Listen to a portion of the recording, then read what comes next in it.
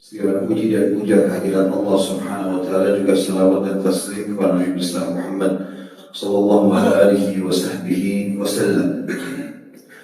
Setelah membahas bab zuhud dan juga wara', bagaimana seorang muslim sangat dianjurkan agar mereka zuhud, dalam arti kata mendahulukan akhirat dari dunia.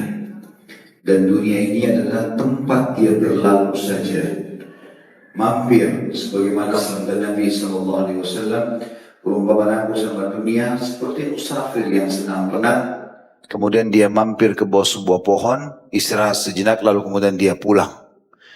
Coba renungi saudaraku siman, dan sering saya titik beratkan masalah ini.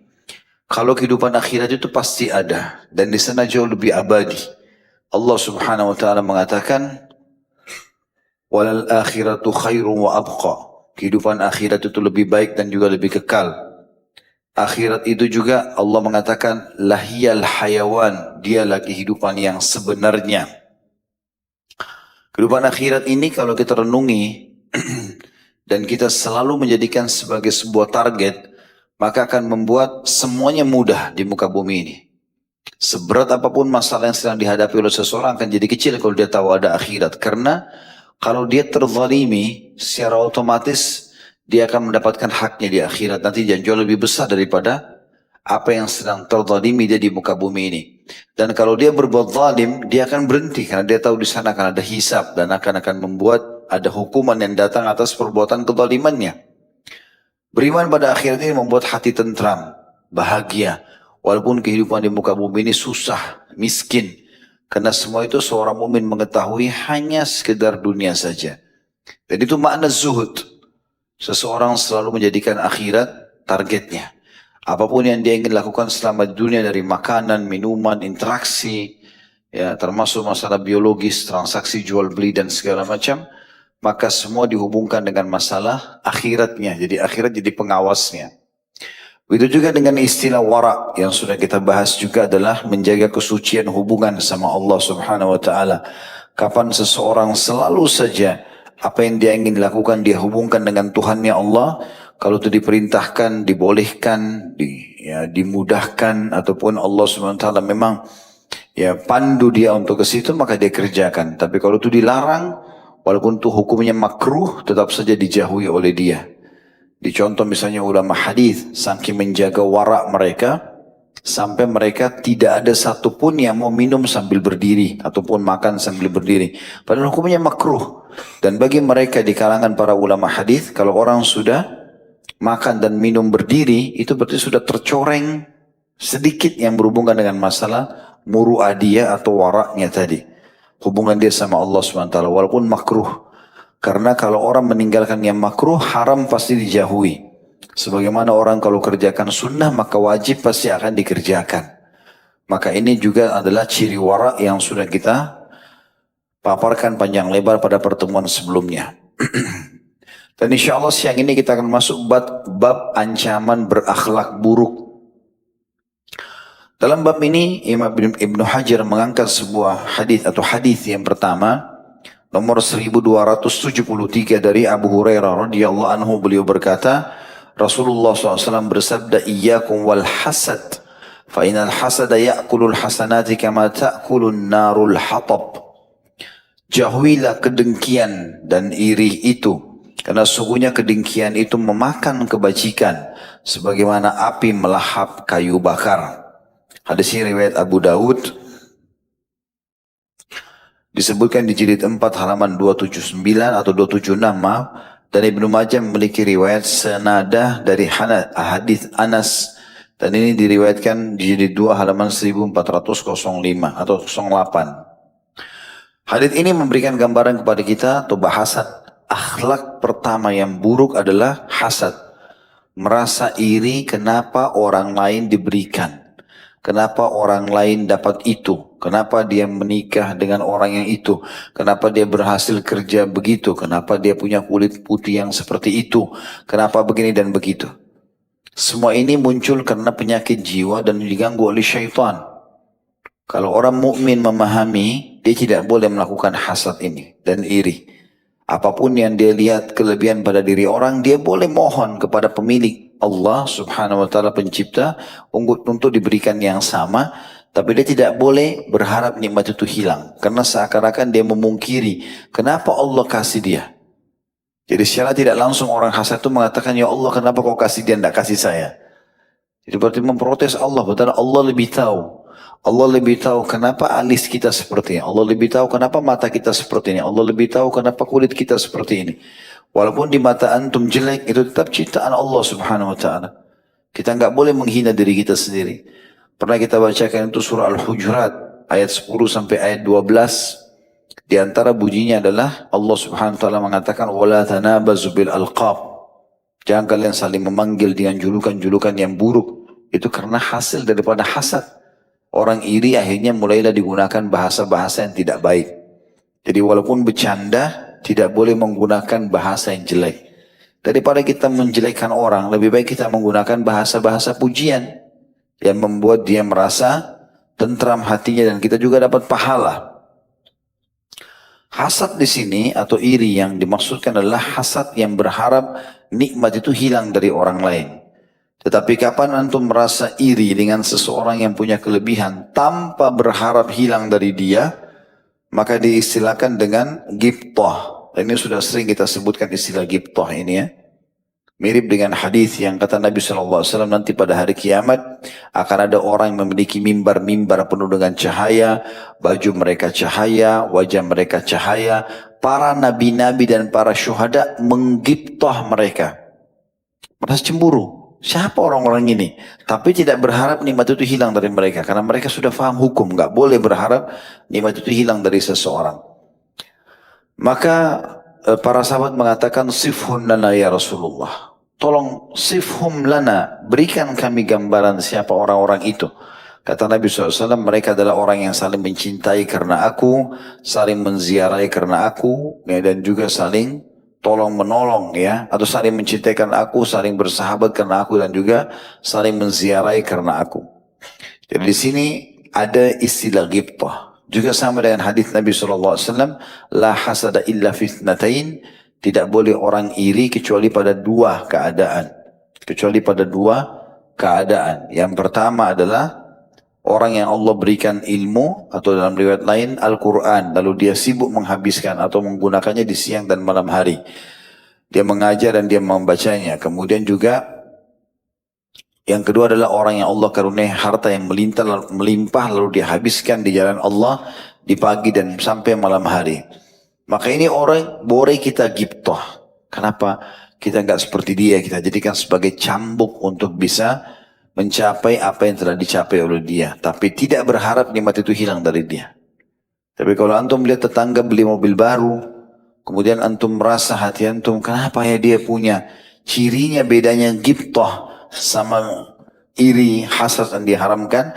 Kalau ghibthah antum mengatakan, ya Allah tambahkan rezeki buat dia dan berikan aku mobil seperti dia misalnya. Itu namanya ghibthah. Kita cemburu tapi kita jadikan sebagai motivasi untuk dapatkan nikmat yang sama dari Allah.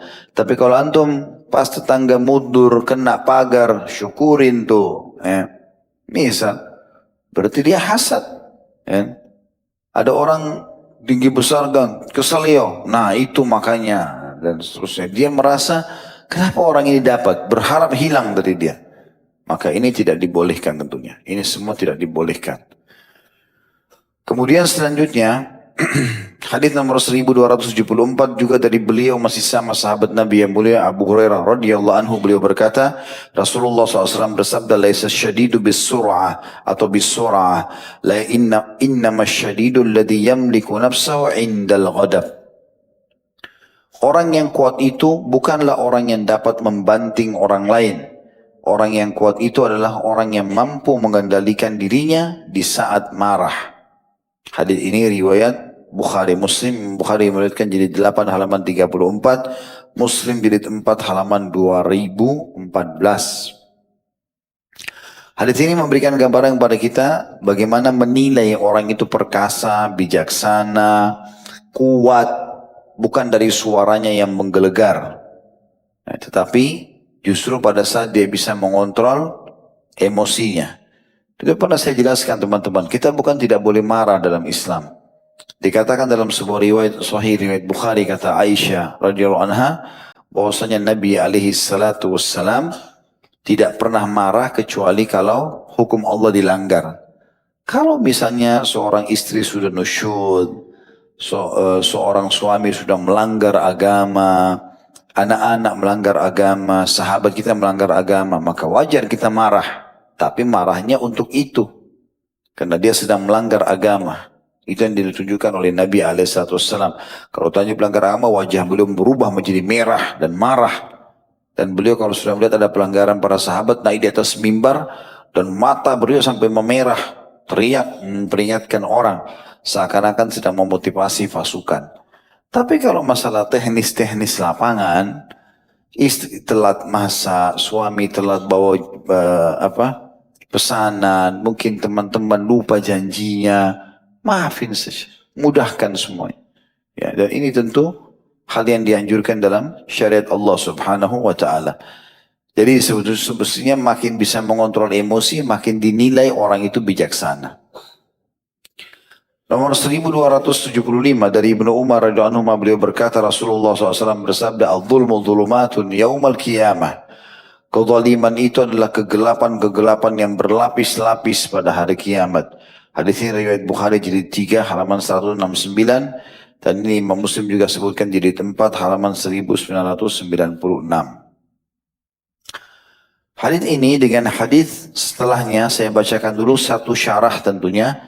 1276 dari Jabir radhiyallahu anhu, beliau berkata, Rasulullah SAW bersabda, "Ittaqud dzulma fa innal dzulma dzulumatun yaumal qiyamah wattaqush syuhha fa innahu ahlaka man kana qablakum." Jauhilah kezaliman itu, karena sungguhnya kezaliman itu adalah kegelapan-kegelapan pada hari kiamat. Dan jauhilah sifat kikir, karena sungguhnya kikir itu telah membinasakan umat-umat sebelum kalian. Hadis riwayat Imam Muslim di jilid 4 halaman 1996. Dua buah hadis ini melarang kita berbuat zulm atau kezaliman. Dan zalim masuk dalam dua hal. Zalim yang pertama adalah zalim dengan tidak memberikan hak orang lain. Pegawai kita nggak kasih gajinya misalnya, ya, maka itu juga namanya kezaliman, gitu kan? Atau yang kedua, mengambil hak orang lain, juga kezaliman, bukan hak kita. Lalu kita ambil haknya ahli waris, ambil haknya orang lain, maka ini juga kezaliman. Di dalam sebuah hadis Bukhari, Nabi SAW bersabda, Allah berfirman, "Ya ibadi inni haramtu dzulma ala nafsi wa ja'altu muharraman bainakum fala tadzalamu." Wahai hamba-hambaku, kata Allah, aku haramkan terhadap diriku kezaliman. Tidak akan pernah ada hak makhluk yang diambil oleh Allah SWT sang pencipta, dan tidak akan pernah juga tidak memberikan hak mereka. Dan aku jadikan itu haram di antara kalian, maka jangan kalian saling menzalimi. Jadi di sini teman-teman termasuk akhlak yang buruk, selain daripada tadi yang sudah disebutkan, yaitu emosional bukan pada tempatnya, dan juga hasad. Kalau mau dikasih urutan, hadis yang 1273 ditulis, akhlak buruk yang pertama adalah hasad, nomor 1274 adalah emosional bukan pada tempatnya, ini akhlak buruk yang kedua. Yang ketiga adalah kezaliman. Dan Nabi SAW sudah mengatakan, hati-hatilah kalian dengan kezaliman, karena dia akan menjadi kegelapan yang berlapis-lapis pada hari kiamat. Maksudnya adalah tuntutan demi tuntutan akan datang kepadamu. Misal, ada orang membuat data palsu untuk mengambil haknya ahli waris atau haknya orang lain di pengadilan. Di sini dia kalau tidak berpikir berbahaya, karena dia sedang menumpukan sekian banyak dosa. Pertama, membuat data palsu sendiri itu sudah dosa. Yang kedua, dia pasti berbohong karena mau mengambil hak orang lain. Yang ketiga, dia akan mengambil hak orang lain. Dan yang keempat, dia akan memakan sesuatu yang haram, berlapis-lapis, hanya karena kezaliman satu. Perlu digarisbawahi teman-teman sekalian, dosa itu akan memanggil teman-temannya yang lain, dan dosa itu rumit sekali. Misal orang melakukan satu kesalahan dosa, maka kalau dia melindungi itu dosanya, maka dia akan berputar-putar di satu tempat yang menyusahkan, menyita waktunya, energinya, toh juga akhirnya akan ketahuan dosa itu. Maka semestinya dia hati-hati dengan poin-poin seperti ini. Kemudian akhlak yang keempat yang dilarang adalah dan jauhilah sifat kikir karena sesungguhnya dialah yang telah membinasakan umat-umat sebelum kalian. Jadi teman-teman ingin menjadi suami yang dicintai oleh istri, istri dicintai oleh suami, kemudian teman sama teman, masyarakat sama pemimpinnya atau pemimpin sama masyarakatnya, semua harusnya dia dermawan. Memberi ini itu mencapai ridho Allah, juga mengambil hati manusia. Juga Allah SWT akan gantikan. Lalu apa yang harus dikhawatirkan dengan kedermawanan itu? Maka kita pasti akan mendapatkan apa yang kita inginkan. Dan sebaliknya, kalau orang syuh itu orang yang bakhil, pelit, perhitungan bukan pada tempatnya, sampai pada dirinya sendiri kita temukan dia pakai sendal yang sudah copot, dia pakai baju yang sudah sangat kotor, padahal dia mampu. Maka ini kebakhilan dan ini sebab kebinasaan. Karena dia tidak akan sedekah, dia juga tidak akan menikmati hidupnya. Selanjutnya, akhlak yang keenam, yang buruk adalah hadis nomor 1277 dari Muhammad bin Labib radhiyallahu anhu. Beliau berkata, Rasulullah SAW bersabda, Inna akhwafa ma akhafu alaikum syirkul asghar ar-riya. Sesungguhnya sesuatu yang paling menakutkan yang aku khawatirkan menimpa kalian adalah syirik kecil, yaitu riya. Hadis riwayat Ahmad dengan sanad hasan. Ahmad meriwayatkan di jilid 5 halaman 428. Hadis ini memberikan gambaran kepada kita tentang tidak bolehnya riya, dan riya artinya melakukan ibadah untuk makhluk atau memperindah ibadah untuk makhluk. Allah SWT menjadikannya sebagai perbuatan syirik atau menyekutukannya. Jadi kalau kita ibadah tidak boleh riya. Cara sederhana untuk selamat dari riya adalah dua kiatnya. Yang pertama, jangan pernah menyebut kebaikan ibadah yang sudah kita lakukan kepada siapapun. Kecuali memang dalam keadaan kita sedang ditanya. Misal kita lagi ke masjid ditanya, Pak mau kemana? Oh saya mau ke masjid. Kita disuruh makan, makan misalnya kita lagi puasa. Maaf saya lagi puasa. Itu tidak masuk dalam riya. Ya, innamal binniyat, tapi umumnya mereka tidak masuk dalam riya.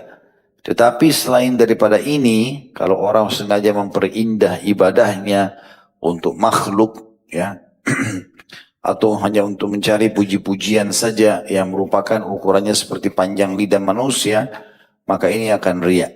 Ya, tidak ditanya, dia jelaskan. Itu cirinya. Sering bertanya, kamu sudah lama nggak di sini? Kamu sudah lama nggak di majelis taklim ini? Saya sudah 3 tahun. Saya sudah begini dan begitu. Ini sudah kita jelaskan di bab ujub, ya, pada Rabu yang lalu tentang masalah dosa-dosa besar. Hadis selanjutnya, tentu perbuatan syirik kecil ini atau riya yang merupakan dosa besar walaupun dia syirik kecil, ya. Ini teman-teman saya akan menghancurkan amal yang sedang kita kerjakan, ya. Misalnya antum sholat, antum riya, maka pada saat itu hancur amal itu. Karena kata Nabi SAW, al-yasiru minal riya syirik. Sedikit saja riya sudah cukup untuk dihitung syirik, ya. Selanjutnya 1278 dari Abu Hurairah radhiyallahu anhu, beliau berkata, Rasulullah SAW bersabda, ayatul munafiqi thalath, idza haddatha kadzab wa idza wa'ada akhlaf wa idza tumina khan. Ciri orang munafik itu ada 3. Apabila ia berkata, dia selalu berdusta. Apabila dia berjanji, dia mengingkari, dan apabila dipercaya, maka dia berkhianat. Hadis ini riwayat kedua Imam Bukhari Muslim dari hadis Abdullah bin Umar, wa idza khasama fajar, dan apabila bermusuhan dia berbuat keji. Hadis ini yang pertama riwayat Bukhari jilid 1 halaman 15, Muslim jilid 1 halaman 78. Yang kedua adalah Bukhari jilid 1 halaman 15, Muslim jilid 1 halaman 78. Hadis ini sudah masyhur di kalangan kita bahwasanya tanda-tanda orang munafik. Dan ini akhlak yang buruk setelahnya. Yang ketujuh, yang kedelapan, yang kesembilan, yaitu kalau dia berbicara dia suka berdusta. Kemudian yang kedua, kalau dia berjanji dia selalu pungkiri. Dan yang ketiga, kalau diberikan amanah dia berkhianat. Orang bisa dinilai orang itu baik atau tidak justru kalau dia amanah. Di antara amanah adalah titipan kata-kata, titipan materi. Kalau di antara teman kita yang mengatakan, saya mau cerita sama kamu ya, jangan cerita sama orang lain. Itu amanah. Kalau kita sudah iya kan, kita nggak boleh sampaikan. Gitu kan?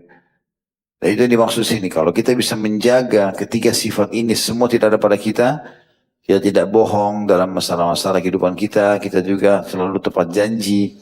Kalau kita janji orang, kalau kita berikan amanah, kita tidak berkhianat, maka insya Allah kita akan mendapatkan justru lawan daripada hadits ini. Maksudnya ada hadits lain yang berbunyi, ya, dia siapa yang berbicara jujur, kata Nabi SAW misalnya, kalian tidak akan masuk surga, berpegang teguhlah kalian pada kejujuran, karena kejujuran itu akan membawa kepada kebaikan. Kebaikan akan membawa ke dalam surga. Dan seorang laki-laki atau seseorang terus saja jujur sampai Allah catatkan baginya ya, menjadi ahli surga. Dan sebaliknya kalau seseorang itu berbohong dan terus saja melanjutkan perbohongan jadi sebuah kebiasaannya, maka dia akan dicatat di sisi Allah SWT sebagai pendosa dan dia akan sulit nanti untuk mengatur hidup ya, yang dia lalui di muka bumi ini.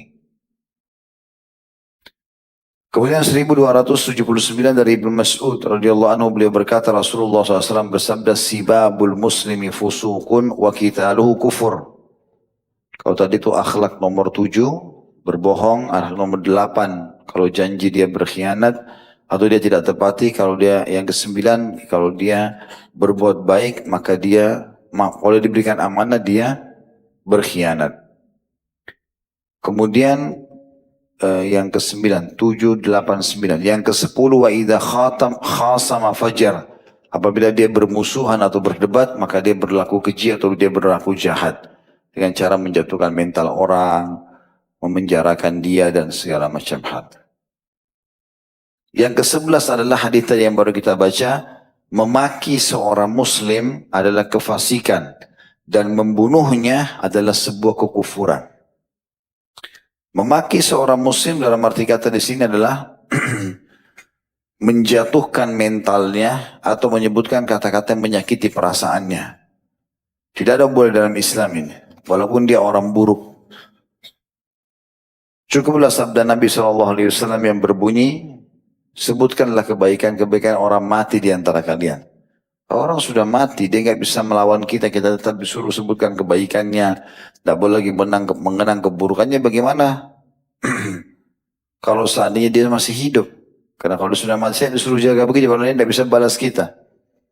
Maka di sini ditekankan sekali kita untuk menjauhi memaki seorang muslim, baik hidup ataupun mati. Dan itu dihitung kefasikan buat kita. Kemudian membunuhnya adalah kekufuran. Ini jelas membunuh seorang muslim tanpa alasan syar'i, karena menyerang kita tiba-tiba misalnya, maka itu sudah cukup membawa kita pada kekufuran. Kemudian hadis yang selanjutnya adalah hadis nomor 1280 dari Abu Hurairah radhiyallahu anhu, beliau berkata Rasulullah SAW bersabda, iyyakum wadh-dhann fa inna dhanna akdzabul hadis. Hadis Bukhari jilid 7 halaman 24, Muslim jilid 4 halaman 1985. Yang artinya jauhilah semua jenis prasangka. Ya, berarti di sini maaf tadi sampai hadis 1278 sudah 10 sifat buruk. Terakhir adalah kalau bermusuhan berdebat dia berbuat keji. Yang ke-11 adalah mencaci maki seorang muslim, ini akhlak yang buruk, dan juga membunuhnya adalah ke-12. Dan ini sekarang adalah akhlak buruk yang ketiga, yaitu prasangka buruk. Karena sungguhnya, kata Nabi SAW, jauhilah prasangka buruk, karena sungguhnya prasangka itu merupakan pembicaraan yang paling dusta. Artinya tidak bisa dijadikan sebagai pegangan. Karena ini memang sangat ditekankan untuk bisa melakukan ibadah ini, yaitu bersangka baik. Allah SWT akan menilai kita sesuai dengan prasangkaan kita. Dalam sebuah hadis sahih dikatakan Allah akan menilai hamba tersebut dengan prasangkanya.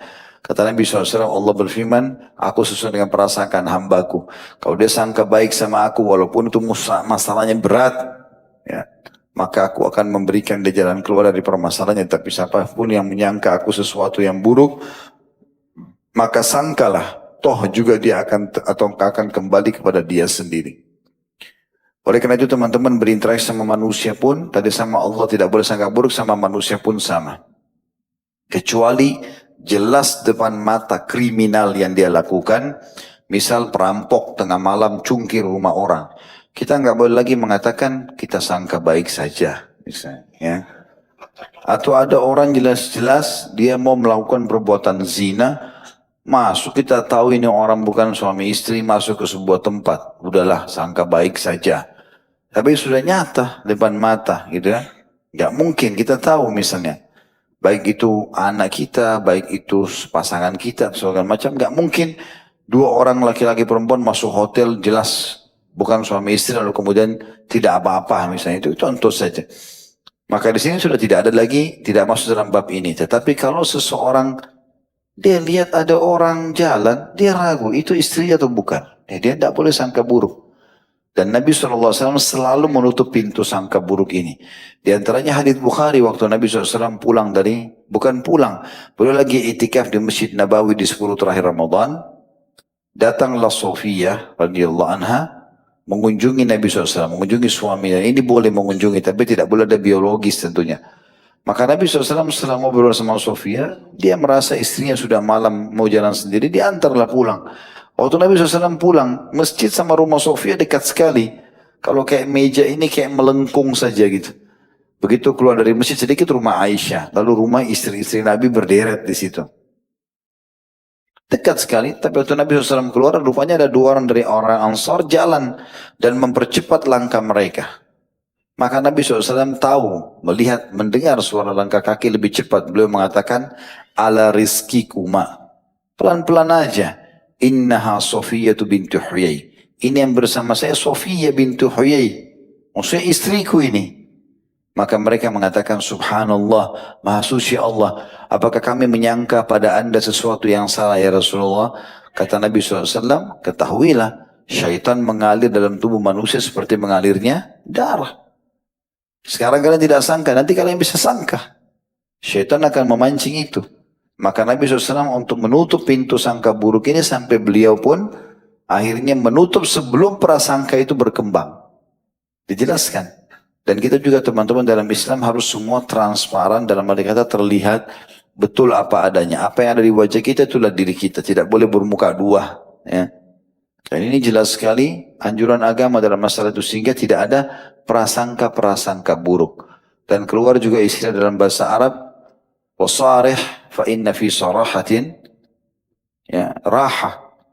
Dan terus teranglah kamu karena pada terus terang itu akan ada ketenangan jiwa. Jadi sampaikan apa adanya supaya orang tidak sangka buruk. Karena prasangka ini berbahaya sekali, termasuk bagian daripada dosa yang dilarang dalam agama kita. Selanjutnya kita bahas masalah hadis 1281.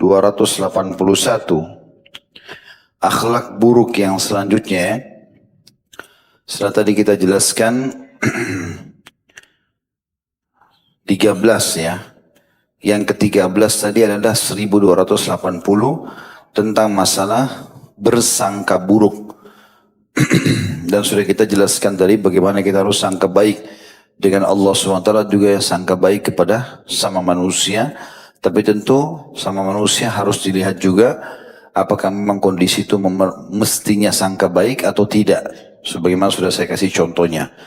Yang ke-14 akhlak yang buruk adalah hadis nomor 1281 dari Ma'qil bin Yasar radhiyallahu anhu. Beliau berkata, aku telah mendengar Rasulullah SAW bersabda, ma min abdin yastar'ihi Allahu ra'iyatan yamutu yawma yamutu huwa gashun li ra'iyatihi illa haramallahu alaihi al-jannah.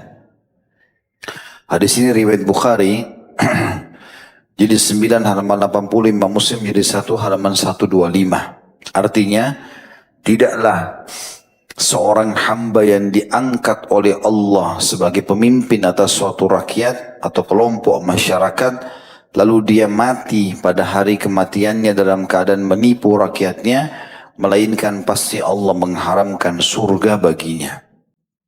Kita perlu titik beratkan poin penting sini teman-teman sekalian. Dalam Islam, kita dilarang mengejar jabatan.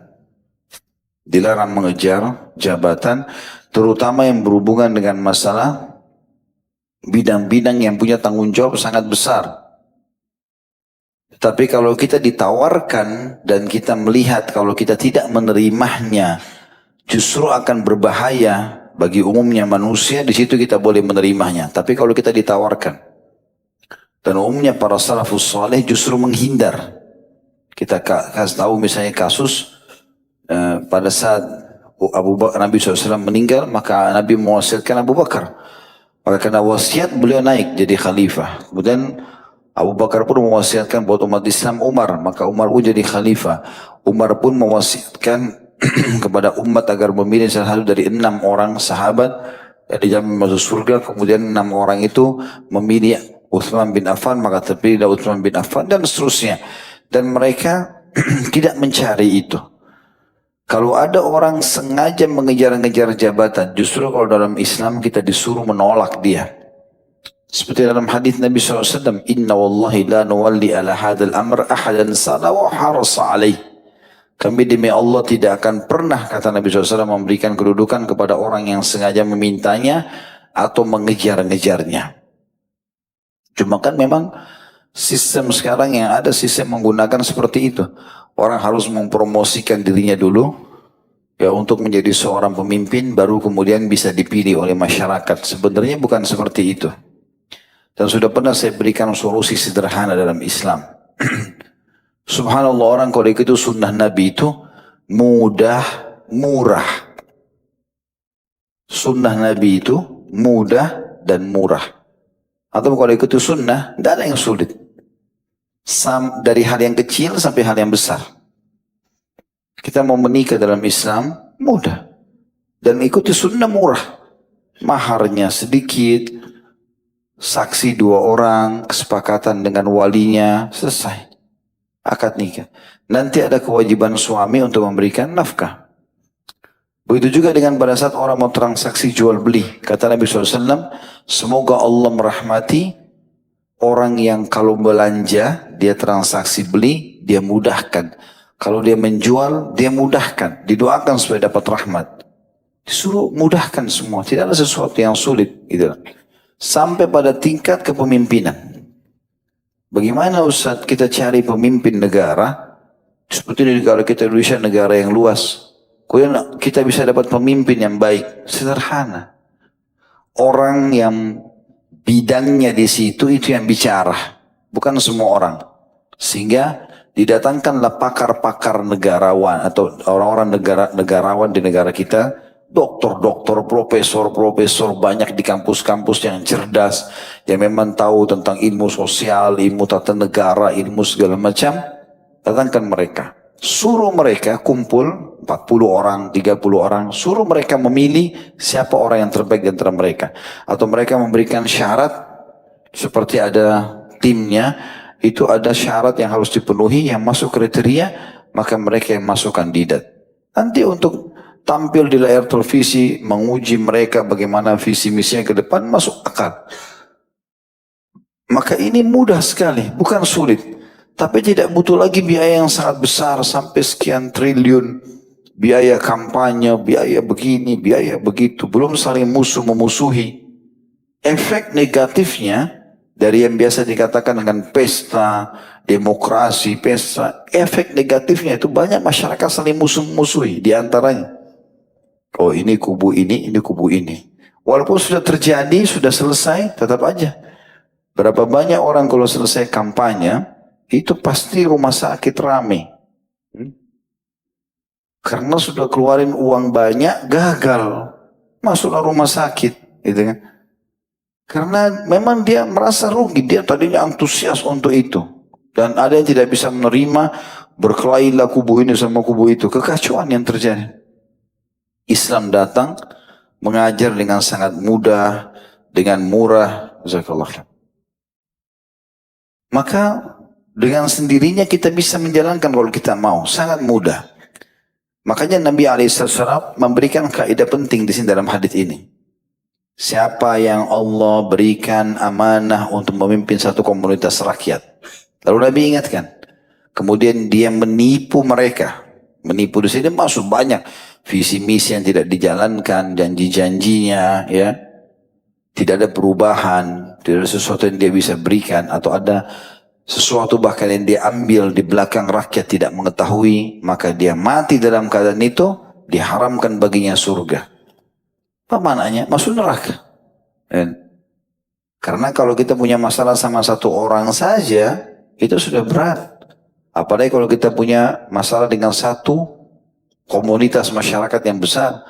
Umar bin Khattab radhiyallahu anhu tidak pernah tidur malam hari. Kecuali sudah keliling Madinah, sudah pasti semua tidak ada masalah, baru tidur. Kalau kita Allahu a'lam di zaman sekarang, mungkin tidur sebelum rakyatnya gitu kan. Tapi tanpa memikirkan apakah ada masalah atau tidak, ini jadi masalah ini. Tentu saya bicara global. Jangan dipelintir-pelintir ceramah ini, jangan dilarikan ke sini dan ke situ. Karena kita bicara masalah umumnya, hukum syariat Allah Subhanahu wa taala. Nabi SAW di hadis selanjutnya mendoakan kehancuran dan kebinasaan bagi orang justru yang pada saat diberikan jabatan mereka sengaja menyulit-nyulitkan masyarakatnya. Apa kata Nabi SAW melalui hadis Aisyah radhiyallahu anha, bahwasanya beliau bersabda, Allahumma man waliya min amri ummati syai'an fashaqqa alaihim fashquq alaihi. Hadis ini riwayat Muslim jadi 3 halaman 1458 yang artinya, ya Allah barang siapa yang mengurusi suatu perkara umatku lalu dia mempersulit mereka, maka persulitlah dia. Makna yang lain, fasyaqqa alaihim adalah dia merumitkan permasalahan, dia menyusahkan mereka, maka susahkan juga kehidupannya. Ini masih sama dengan hadis sebelumnya berbicara tentang akhlak yang ke-14 tadi di sini ya. Masalah pemimpin yang menipu rakyatnya. Tentu ini bicara masalah menipu secara umum, hukumnya juga haram. Apalagi kalau dia menipu sekian banyak orang. Selanjutnya adalah hadis nomor 1283. Ini tentu akhlak buluk yang selanjutnya, yang ke-15 ya. Ini masalah yang berbeda. Jadi setiap hadis ini berbeda-beda apa yang sedang dibahas oleh Ibnu Hajar rahimahullah. Dari Abu Hurairah radhiyallahu anhu beliau berkata Rasulullah SAW bersabda, "Idza qatala ahadukum falyajtanibul wajh." Apabila salah seorang dari kalian memukul maka hendaklah dia menghindari wajah. Hadis ini diriwayatkan oleh Bukhari jilid 3 halaman 198 dan lafaz ini milik Bukhari dan ini juga milik Imam Muslim jilid 4 halaman 216. Hadis ini tentu turun kepada peperangan atau kasus peperangan ya. Semaksimal mungkin hindari wajah. Bunuh dengan dada, dengan perutnya, dengan segala macam, bahkan penggal lehernya pun ada terjadi di kalangan para sahabat. Yang mereka melakukan kepada orang-orang kafir. Tapi memukul wajah sengaja merusak ini tidak boleh. Karena wajah ini Allah SWT ciptakan memang memiliki nilai tersendiri. Makanya antum kalau foto kan wajahnya. Tidak mungkin antum foto tangannya, antum punggungnya. Orang begitu lihat wajah tahu. Wajah ini sebagai simbol. Kapan dia dirusak maka akan rusak.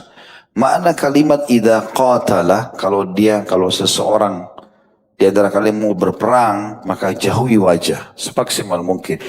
Ini sudah kita bahas di salah satu dosa besar adalah merusak dan menampar wajah ya. Atau merusak wajah, mencap dengan besi panas, dengan pedang, segala macam itu. Ya. Dan ini kita sudah bahasakan walaupun bercanda, usahakan dihindari. Ini termasuk akhlak yang buruk adalah merusak wajah yang merupakan ciptaan Allah Subhanahu wa ta'ala. Selanjutnya 1284. Berarti ini yang ke-15 ya. Tapi ini sebenarnya sudah masuk ke bahasan yang sebelumnya. Tapi oke, kita baca hadisnya tentang masalah emosi. Juga dari beliau Abu Hurairah radhiyallahu anhu, beliau berkata, "Rajulan qala ya Rasulullah awsini qala la taghdab." Faraddada miraran qala la taghdab.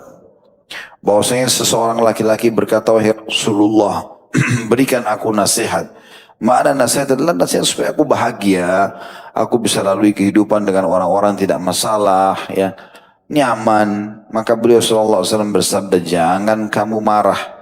Lalu orang itu mengulanginya berkali-kali dan beliau tetap bersabda, "Jangan kamu marah." Hadis ini riwayat Bukhari jadi 8 halaman 35. Tentu ulama hadis merincikan masalah hadis ini ya, mengatakan Nabi alaihissalam itu memberikan nasihat kepada orang sesuai dengan kondisi orang itu.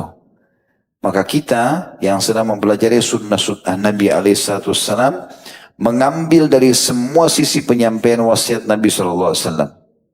Jadi bukan cuma karena jangan marah. Nabi SAW tahu kalau orang ini emosional. Maka nasihat Nabi adalah jangan kau marah. Ada orang yang datang pezina, Nabi SAW ingatkan masalah itu. Ada orang pemabuk, Nabi ingatkan masalah itu. Jadi situasi dan kondisi Nabi SAW sesuaikan. Nah kita yang sedang mempelajari sunnah-sunnah Nabi harus kita mengambil dari semua lini peringatan Nabi SAW itu. Itu yang pertama dari hadis ini. Karena orang ini emosional maka dinasihati oleh Nabi SAW. Kalau Nabi ulangi, karena memang itu yang paling penting dibutuhkan oleh orang ini, maka dikatakan jangan kamu marah. Misal, antum bertemu dengan seseorang ikhwat atau akhwat, kita tahu masalah ini tidak sholat misalnya. Kalau dia bilang, apa nasihatnya? Sholatlah.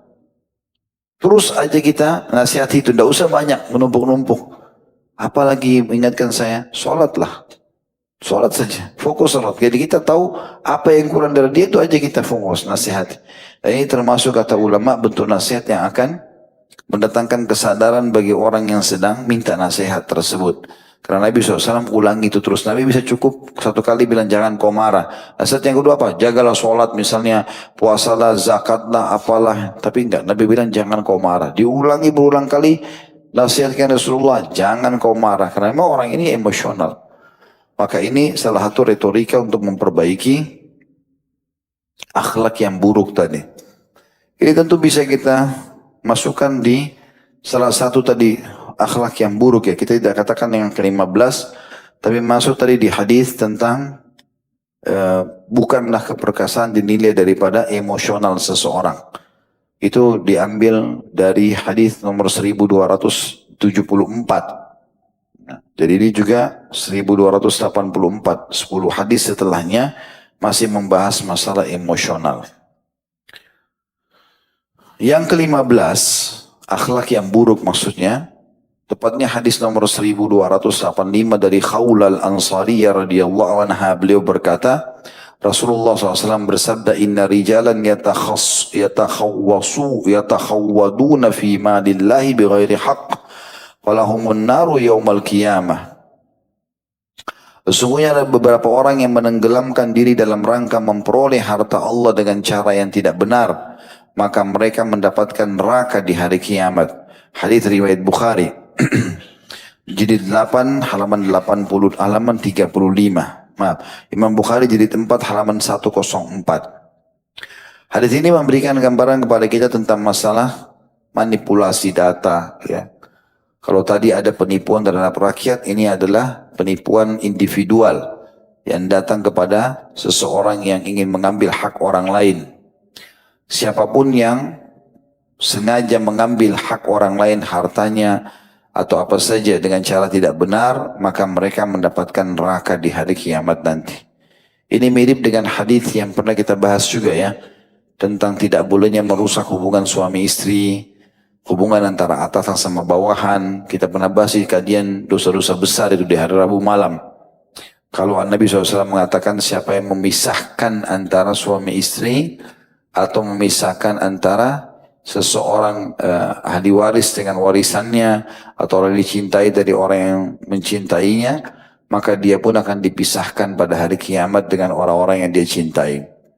Jadi kita tidak boleh hasad. Lihat kenapa orang ini dapat suami itu, kenapa dapat istri ini. Lalu kita iri sama dia, kita minta supaya dia berharap ya untuk berpisah, atau kita cari jalan supaya mereka berpisah. Atau pernah saya kasih contoh, kita masuk ke rumah seseorang, terutama akhwat kita, masuk ke rumah temannya, dia dapatkan pembantunya sangat rajin misalnya. Lalu kemudian temannya lagi masuk kamar, didatangi pembantu tersebut, lalu digodalah. Kamu digaji berapa? 2 juta. Pindah sama saya kasih 2,5 juta. Ini masuk dalam ancaman, ini merusak hubungan orang, gitu kan? Tidak boleh masuk dalam hadis yang kita sebutkan ini. Dia akan terharamkan dari surga. Begitu juga dengan seorang masuk ke perusahaan, lalu dilihatlah siapa orang yang paling potensi di perusahaan itu, lalu kemudian digoda supaya bisa keluar. Ditawarkan gaji begini dan begitu. Ini semua masuk dalam makna hadis ini. Sesungguhnya ada beberapa orang yang menenggelamkan diri dalam rangka memperoleh harta Allah dengan cara yang tidak benar, maka mereka mendapatkan neraka di hari kiamat nanti. Selanjutnya nomor 1286. Dari Abi Dzar radhiyallahu anhu, dari Nabi SAW tentang apa yang beliau riwayatkan dari Rabbnya. Qala ya ibadi inni haramtu dhulma ala nafsi wa ja'altu bainakum muharraman fala tadhalamu. Hadits riwayat Muslim. Jilid 4 halaman 1994. Allah berfirman, wahai hamba-hambaku, sesungguhnya aku telah mengharamkan kezaliman atas diriku, dan aku telah menjadikannya diharamkan di antara kalian, maka janganlah kalian saling menzalimi. Hadis ini sudah kita jelaskan tadi ya. Ini masuk di dalam, berarti dia bukan nomor 16, tapi dia masuk di dalam hadis 1276 tentang, dan 1275 tentang masalah larangan berbuat kezaliman. Dan sudah kita jelaskan ini. Kezaliman berarti tidak memberikan hak orang lain atau mengambil hak orang lain. Kita pindah ke setelahnya, 1287. Dari Abu Hurairah radhiyallahu anhu, beliau berkata, anna Rasulullah sallallahu alaihi wasallam qala atadruna mal ghibah, qalu Allah wa rasuluhu a'lam. Qala dzikruka akhaka bima yakrah, qila afara'aita in kana fi akhi ma aqul, qala in kana fihi ma taqulu faqad iktabta wa in lam yakun faqad bahatta. Bahwasanya Rasulullah SAW telah bersabda, apabila kalian mengetahui, apakah kalian mengetahui apa itu ghibah? Mereka menjawab, Allah dan Rasulnya lebih mengetahui. Beliau bersabda, kamu menyebut saudaramu dengan sebutan yang dia benci. Maksudnya, kau sedang menyampaikan apa yang dia tidak suka untuk disampaikan. Ditanyakan kepada beliau, bagaimana menurut anda kalau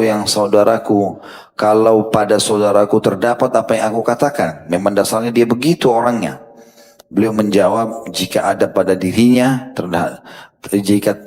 terdapat apa yang kamu katakan, maka sungguh kamu telah menggibah atau menggunjingnya. Dan jika pada dirinya tidak terdapat apa yang kamu katakan, maka kamu telah membuat kebohongan terhadapnya. Hadis riwayat Muslim, jilid 4 halaman 2001. Hadis ini sudah sering kita sebenarnya jelaskan ya, tentang masalah larangan menggibah. Dan ghibah berarti menceritakan aib yang ada pada orang. Ya. Jadi tugas kita bagaimana Ustaz kalau kita lihat sesuatu ghibah? Tugas antum adalah datang ke dia, luruskan kesalahannya itu. Nasihati dia, akhi atau ukhti, ada begini yang saya lihat. Maka saran saya begini dan begitu. Saya pernah dengar di pengajian begini. Pernah ada hadisnya seperti ini. Ada ayat Quran seperti ini. Supaya dia tinggalkan. Kalau dia tinggalkan, alhamdulillah, antum juga tidak usah riak, tidak usah minta atau muji diri, mengatakan itu dia berubah ke nasihat saya tuh, misalnya, supaya tidak hilang pahala. Karena salah satu sifat buruk tadi, sifat buruk adalah riak, ya, berbuat sesuatu karena makhluk, walaupun yang dasarnya untuk Allah Subhanahu wa Ta'ala. Maka ini yang harus kita lakukan tentunya teman-teman sekalian. Kalau dia tidak mau dengar, misalnya kita sudah nasihat tidak mau dengar, sudah tugas kita tutupin, tasatur, sambil doakan supaya Allah kasih hidayah. Kalau ada orang yang datang kepada kita, seorang muslim baik, lalu dia berkata, bagaimana pendapatmu tentang fulan? Disebutlah orang yang kita tahu keburukannya itu. Misal pernah utang tidak bayar atau suka menipu. Ini kebetulan saudara kita muslim baik, mau diajak kerjasama sama orang itu. Dan kita ditanya, bagaimana menurut kamu, boleh kita jawab. Setahu saya orangnya begini. Tapi innamal a'malu binniyat, sering kita sampaikan ini sesuai dengan niat kita. Allah akan balas sesuai dengan niat kita. Kalau kita niatnya sekalian menjatuhkan dia, maka tentu saja berdosa. Ya. Hadis selanjutnya, 1288 juga dari beliau atau Abu Hurairah radhiyallahu anhu, beliau berkata, Rasulullah SAW bersabda, La tahasadu wa la tanajashu wa la tabagadu wa la tadabaru wa la yabi' ba'dukum ala bai'i ba'd wa kunu ibadallahi ikhwana al-muslimu akhul muslim la yadhlimuhu ولا يخذله ولا يحكره التقوى ها هنا ويشير إلى صدره 3 مرات بحسب امرئ من الشر أن يحكر أخاه مسلم كل المسلم على مسلم حرام دمه وماله وإرده. Artinya, janganlah kalian saling mendengki, jangan kalian melakukan najash. Ada putut nomor 2312 di bawah. Najash adalah menawarkan barang dengan harga yang lebih tinggi dari harga aslinya untuk menipu para pembeli sehingga mereka membelinya dengan harga yang lebih tinggi dari harga aslinya, dan ini hukumnya haram menurut ijma' para ulama. Ya. Jadi kalau antum kasih diskon, ya kasih diskon, gitu kan? Bukan dengan cara menipu orang. Udah dinaikkan sekian ratus persen, baru kemudian diskon 50%. Antum boleh ambil keuntungan banyak dalam transaksi. Boleh nggak? Ustaz, saya beli 10 ribu, saya jual 100 ribu. Boleh. Tidak ada masalah. Tapi nggak ada manipulasi. Nggak ada manipulasi. Orang juga kalau nanya, memang berapa modalnya? Antum punya hak untuk tidak menjelaskan. Karena itu dilarang dalam Islam, ya, untuk membuka pintu najash. Termasuk contoh najash ini, transaksi najash adalah kalau seseorang punya toko baju misalnya, kemudian dia buat baju-baju yang jarang sekali ada, unlimited.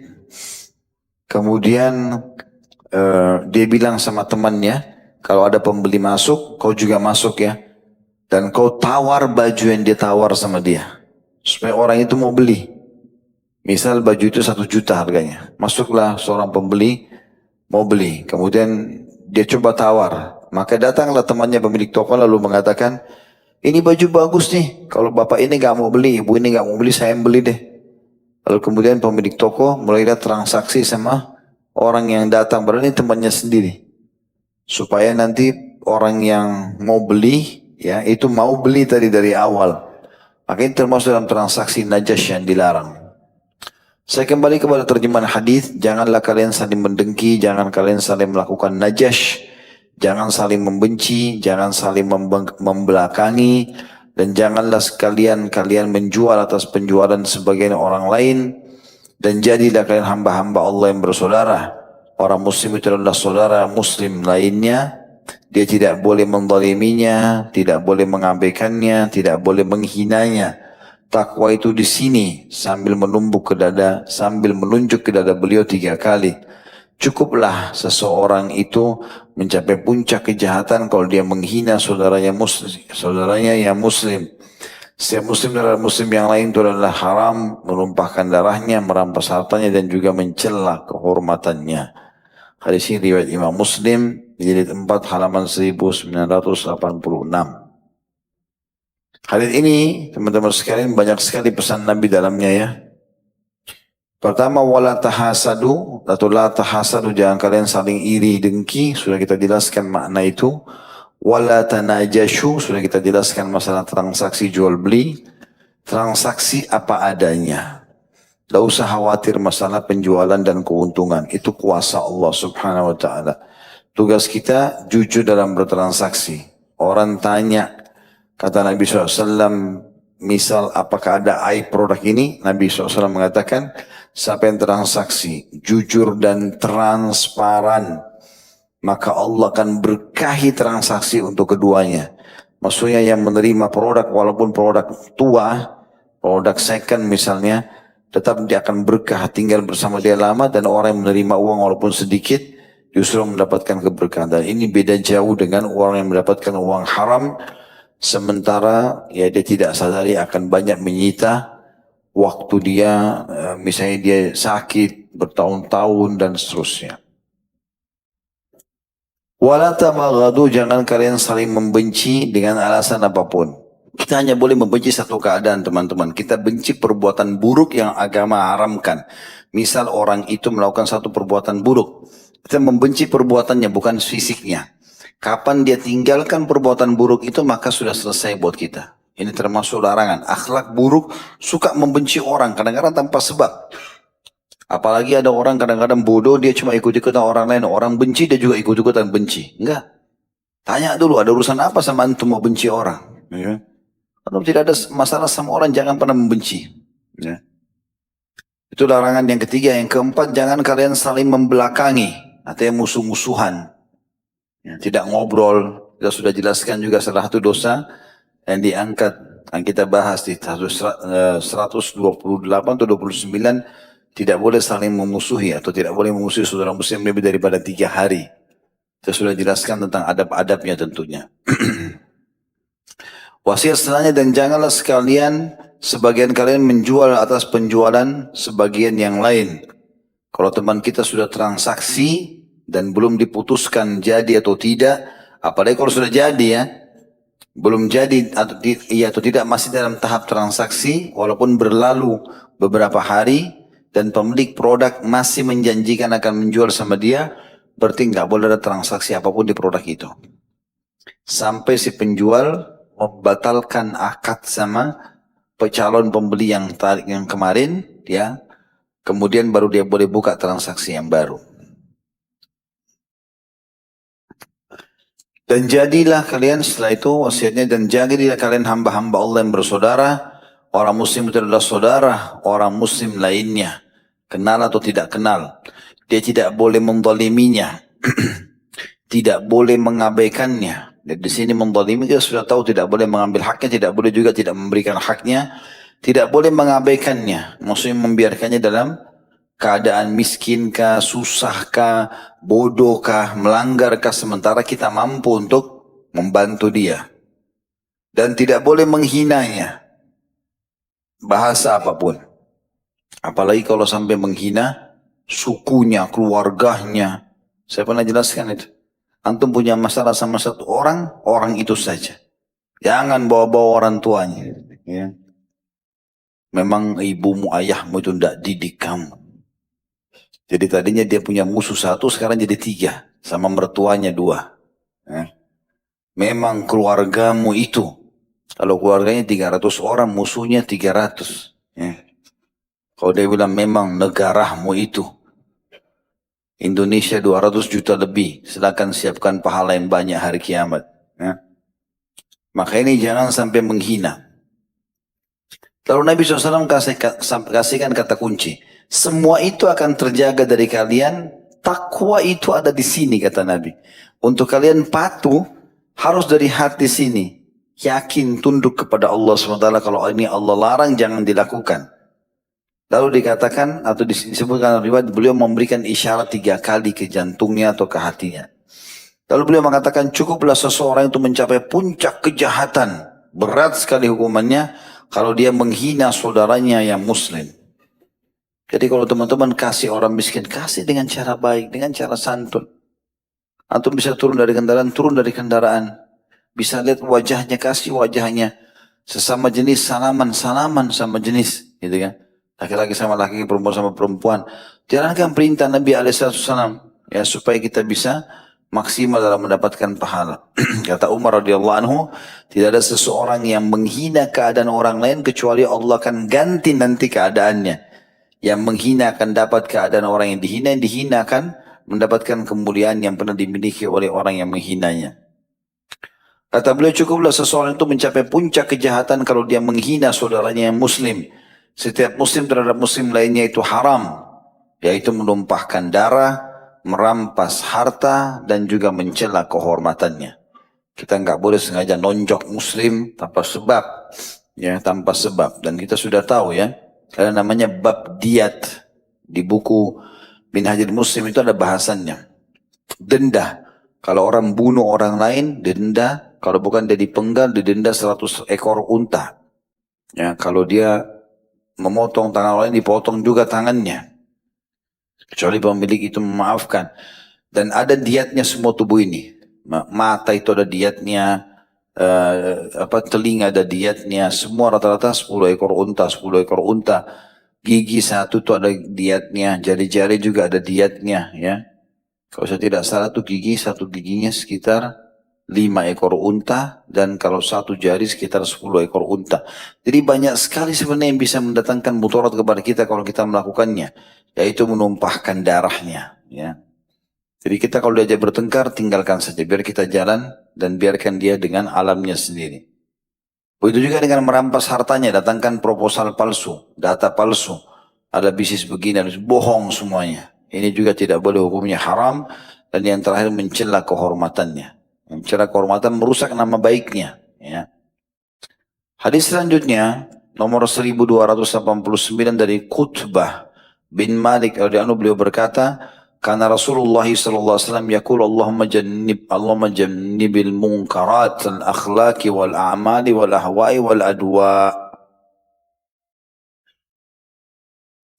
Rasulullah SAW mengucapkan, ya Allah, jauhkanlah diriku dari kemungkaran akhlak dan perbuatan, hawa nafsu, dan juga penyakit yang membuat orang lain menghindar, seperti kusta dan lain-lainnya. Saksi bahasan kita adalah potongan pertama hadis. Untuk hadis ini diriwayatkan oleh Tirmidzi jilid 5 halaman 575, Al-Hakim jilid 1 halaman 532. Hadis ini menunjukkan tentang buruknya akhlak yang tidak diinginkan dalam Islam tadi, beberapa yang sudah kita sebutkan. Dan Nabi SAW merangkumkan dengan istilah munkaratil akhlak. Akhlak-akhlak yang buruk. Kita berlindung kepada Allah SWT agar jangan sampai kita ditimpa akhlak-akhlak yang buruk itu, sehingga tentu akan bermasalah bagi kita di akhirat nanti. Soalnya juga dibenci oleh orang-orang, ya. Sebaliknya kalau kita berakhlak yang mulia, teman-teman sekalian, jujur, amanah, tanggung jawab, segala macam, dermawan, ini justru nanti akan memberikan kebaikan-kebaikan buat kita. Sesuatu yang paling berat di timbangan amal hari kiamat adalah akhlak yang mulia. Dan insya Allah nanti di bab setelahnya ini ada anjuran berakhlak yang mulia. Akan ada bahasan berhubungan dengan masalah itu insya Allah. Baik, begitu saja, semoga bermanfaat. Dan mungkin sudah seperti saya bahasakan, insya Allah kita selama bulan Agustus libur karena ada bimbingan ibadah haji yang akan saya bimbing hari Jumat nanti ini insya Allah. Tapi besok akan ada tetap acara kita, tablik materi dosa-dosa besar di Rabu malam. Insya Allah itu materi penutupan kita di pengajian ini. Dan insya Allah kita akan ketemu nanti di bulan September dengan izin Allah SWT. Subhanakallahumma bihamdika asyhadu an la ilaha illa anta astaghfiruka wa atubu ilaik. Wassalamualaikum warahmatullahi wabarakatuh.